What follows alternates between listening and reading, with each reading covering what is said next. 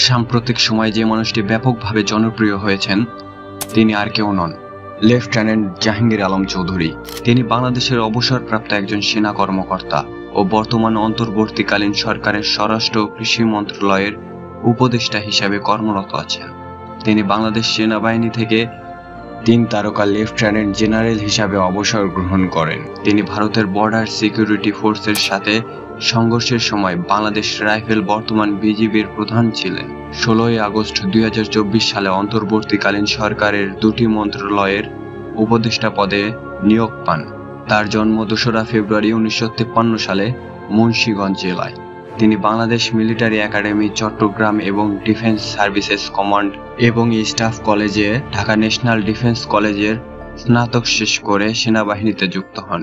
1995 থেকে 2010 সাল পর্যন্ত চাকরিতে যুক্ত ছিলেন এবং পরবর্তীতে অবসর গ্রহণ করেন। তিনি বাংলাদেশ সেনাবাহিনীর সাবেক প্রিন্সিপাল স্টাফ অফিসার ছিলেন ও একই সময়ে তাকে কোয়ার্টার মাস্টার জেনারেল পদে উন্নতি করা হয়। তাকে রাষ্ট্রপতির বাসভবন বঙ্গভবনে গিয়ে বাংলাদেশের রাষ্ট্রপতিকে জরুরি অবস্থা ঘোষণা করতে বলার কৃতিত্ব দেওয়া হয়, যে ঘটনার জন্য 2007 সালে সামরিক বাহিনী ক্ষমতায় আসে। জাহাঙ্গীর আলম চৌধুরী 1953 এবং 1975 সালে তিনি বাংলাদেশ সেনাবাহিনীর আর্টিলারি কর্পসে কমিশন করেন। একজন গানার হিসাবে তার কর্মজীবনের শুরু তিনি কমান্ডিং টু আর্টিলারি ব্রিগেডস এবং ফিল্ড আর্টিলারি রেজিমেন্ট সহ বিভিন্ন দায়িত্ব পালন করেন। লেফটেন্যান্ট জেনারেল মোহাম্মদ জাহাঙ্গীর আলম চৌধুরী বাংলাদেশ সামরিক একাডেমির প্রশিক্ষক ছিলেন।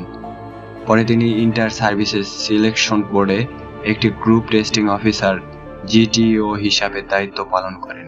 তিনি 1994 থেকে 1996 সালের মধ্যে বসনিয়া, হার্জেগোভিনা, রুয়ান্ডা এবং জর্জিয়াতে জাতিসংঘের সাময়িক পর্যবেক্ষণ এবং স্টাফ হিসাবে তিনি ভিন্ন জাতিসংঘ মিশনে কাজ করার অনন্য সুযোগ পেয়েছেন। দাম্পত্য জীবনে তিনি লাইলা আরজু নামে একজনকে বিয়ে করেন এবং তাদের 2টি সন্তানও রয়েছে। বর্তমানে তিনি অন্তর্বর্তীকালীন সরকারে সুনামের সাথে কাজ করছেন এবং বিভিন্ন কাজ কৃতিত্বের সাথে করে আসছেন। 25 ফেব্রুয়ারি 1909 সালে বিডিআর বিদ্রোহে তার উত্তরাধিকারী মেজর জেনারেল শাকিল আহমেদ ও তার স্ত্রী নাজনীন হোসেন শাকিল শহীদ হয়েছেন। কিউএমজি হিসাবে মোহাম্মদ জাহাঙ্গীর আলম চৌধুরী সেনাবাহিনীর তদন্ত কমিটির নেতৃত্ব দেন। 3রা ডিসেম্বর 1909 সালে তাকে পররাষ্ট্র মন্ত্রণালয়ে বদলি করা হয়। 2রা ফেব্রুয়ারি 2010 সালে তিনি সেনাবাহিনী থেকে অবসর গ্রহণ করেন। জাহাঙ্গীর আলম চৌধুরীর মতো স্বরাষ্ট্রমন্ত্রী বাংলাদেশের ইতিহাসে কম মানুষই আছেন।